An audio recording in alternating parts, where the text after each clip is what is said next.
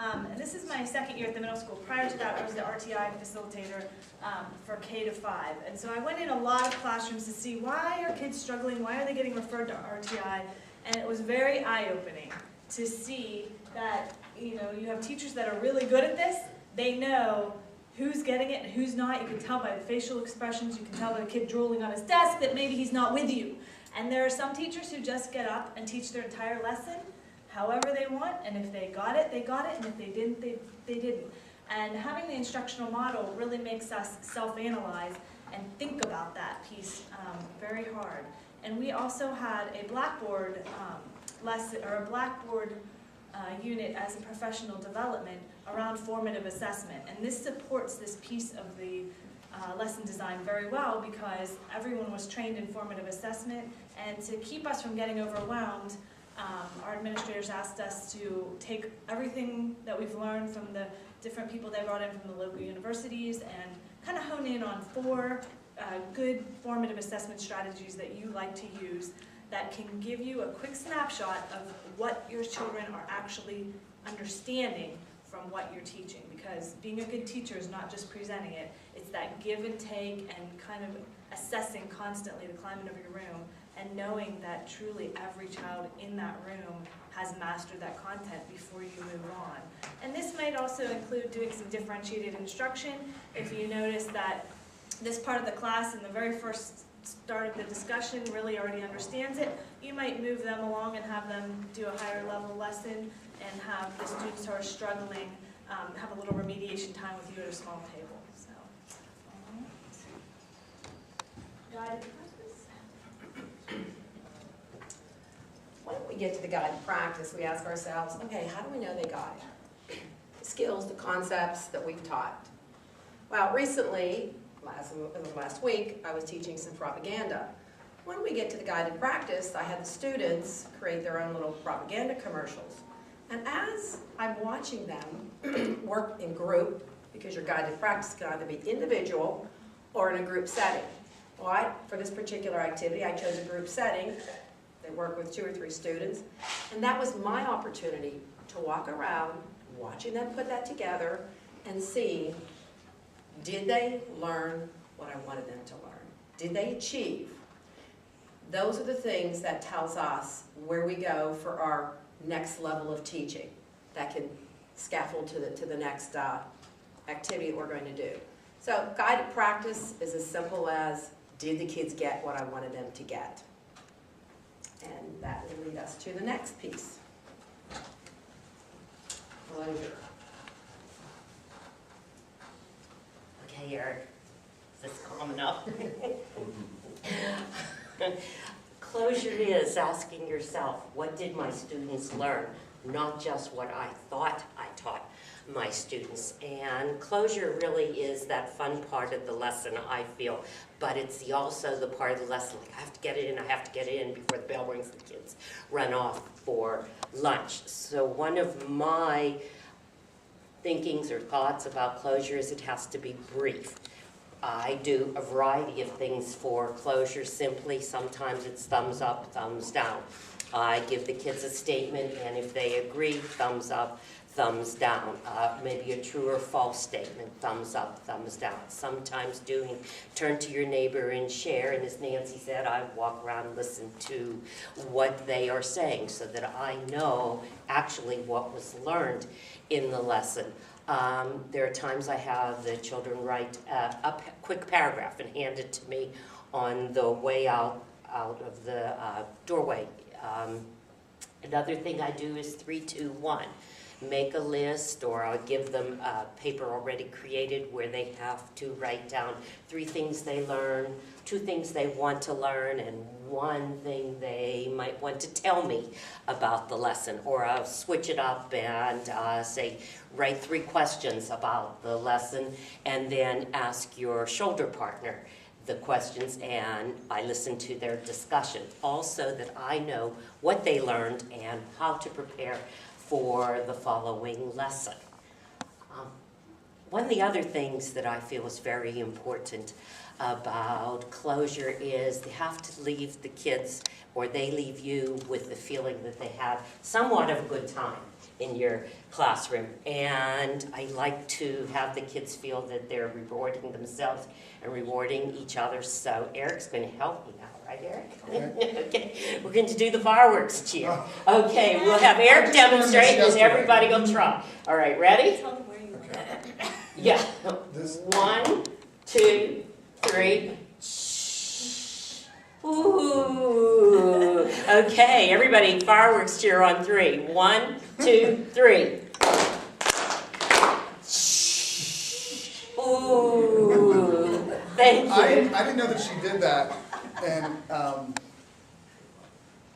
yesterday we were looking for a good place to eat, and we saw a little place called the Rathskeller.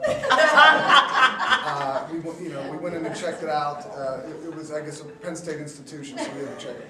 But Marcia taught me that there. So I told her tomorrow when I get back to class, I'm going to start my lesson with that. That might be my do now with the kids. I want to see how they react. Because she's 6th, I'm 7th. So. She said it's from the Girl Scouts. Right, I learned that in Girl Scouts. These guys are really trying to get themselves on YouTube. Promote our schools to watch, success. So the next one is independent practice, and this is using what the kids have learned, finding out if they learned it. This is kind of what I refer to as launching the baby bird from the nest and seeing if they can fly. So this can include doing an activity before they leave the room, which usually we don't have a lot of time for. As Marcia said, you're scrambling just to get your closure in. So oftentimes this is homework. A lot of students can kind of coast through relying on peers in the classroom, and this gives them a chance to go out and test it on their own. Being a remediation teacher, it's really important for me to make sure that every single one of my students know that they have a lot of catch nets or safety nets. If you have trouble with your algebra homework, how did you feel? They'll come to me and I'll say, how do you feel about your homework tonight? Do you feel good? No, I didn't get what the teacher was saying in this. Go over and see Mr. Newmeyer, the math remediation teacher. I know you had him second period before math. Go over and see him for 5 minutes. Make sure that you have it down pat before you go home tonight. You do not want to set them up for fail, especially, like I said, the remediation students. Same thing with reading, language arts.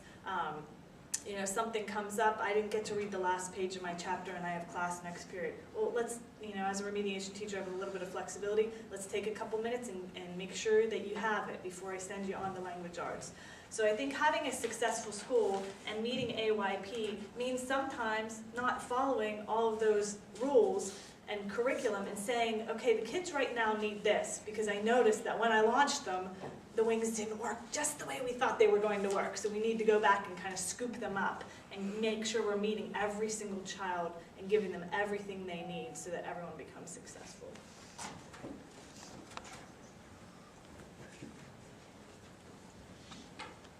So the whole idea behind this instructional model, the sole focus was improving teachers with pedagogy and what they're doing in the classroom. So there was no surprises, when we went in to do teacher observations, walkthroughs, snapshots, of exactly what we were looking for. And implementing this, it was a quick way for us to know with evaluating teachers, okay, are they struggling with the anticipatory set? Are the learning targets measurable? Do they need more help with closure? And it really hones in on those 8 components and helps teachers improve. So again, there was no secret as to what we were looking for. Just to give you an idea how we rolled this out, I put roll it out or baby steps. This isn't something that you can tackle all in 1 year. It's probably not the best way to approach it. You're probably, unless you have an adopted instructional model, you may be doing bits and pieces of this and having some of those same conversations with your staff, but we wanted to kind of be real methodical about it. First year, we focused just on learning targets. What's the essential learning? Okay, what's the learning objective? And how does that look in a lesson? In year 2, we focused on the bookends of a good lesson, or your do now and your closure. We did some professional development around those pieces. Teachers modeled strategies and different things they were doing in those areas. That kind of year 2 built some confidence in them, in what they were doing. And then at some point in year 2, we rolled out the other components of the model. Year 3, we focused strictly on formative assessment strategies. Year 4, that's this year, we're doing just questioning strategies. In year 5, we're going to take a look at a couple different things. We want to look at how technology plays a role in the classroom. Obviously, there's a lot of technology. We want to continue to build our skills in that area. But we also want to look at our assessments. And when you look at your end of unit chapter test, let's say, we're going to have teachers go back and refer to their learning targets. Did I teach everything that I am now assessing? Do I have a really good, sound assessment? We're also going to have the teachers keep an assessment binder where we're going to keep all the assessments that they give their students. And we're going to share those at faculty meetings and professional development in services. So with getting to results, the first year was, mastery teaching model. Are they mastered in the 8 different components of the instructional model? Then it was just being consistent with this application of best practices. Every day we go in, is the do now on the board? Is the learning target on the board? Is it measurable? Are they doing an anticipatory set that's really engaging kids and getting them excited to learn? During the closure, are they referencing the learning target? Are they closing their lesson? And it's that final opportunity there to make sure that every kid got what the day's lesson was. So it's critical. And then, obviously, improved student achievement. That's the #1 goal. Are all kids learning? Are all kids getting it? And how do we know that? Some challenges that we faced, obviously, as you had said, getting everybody on board and implementing this process. And again, like Mr. Ralph said, this didn't just happen overnight. This was a 3 to 4 year process, and we're working on year 5. Consistent application and getting the teachers to do it every day, and we're proud to say that they are doing it every day, and they bought into this. Ensuring common understanding of the components and really, practicing this day in and day out and doing professional development around the instructional model, such as the online courses centered around, the instructional model and formative assessments within the monitor and adjust piece to it, and closure and questioning techniques. And then building capacity in teachers and teachers talking about instruction, during team time and going into other teachers' classrooms and seeing what they're doing differently. Has really led to this success. So, Trish talked a little bit there about the challenges. Just a couple quick solutions here for you as you're working through this with your staff. Make sure you have a very focused professional development calendar and that you're mapping out everything for the year. Every faculty meeting needs to be work. It's not a time to just disseminate information. It's time to work on this. You're in service, which is very valuable. Any other time you can squeeze out of the staff. We've done some, it sounds brutal, doesn't it? Squeezing it out of you. Any opportunity, we've done some Blackboard courses where teachers are doing that in their own time to try to kind of piggyback off of this. Opportunities to practice model time, giving them constant feedback through walkthroughs. And as Trish said, instructional conversations. Continuing to talk to your staff about instruction. When you're in the halls, when you're walking around, when you visit classrooms, wherever, have conversations about best practices in the classroom, okay? There we are, we're back up. And another solution, and we talked about this in our last session, you can do this today. Take your iPhone or your iPad, take a picture in the classroom, send it out to your entire staff. Make sure you CC your superintendent and assistant superintendent on those, and share all the good things that are happening in the classrooms. Okay. And we also have a professional library, so if Eric sends me an email, come on into my classroom, and I'm doing this fabulous anticipatory set, we go and we tape him. And then we have a professional library of all grade levels, K through 12, where if teachers are struggling in a certain area, such as anticipatory set, closure, learning targets, they can actually watch videos of other teachers in the district doing these components of the instructional model.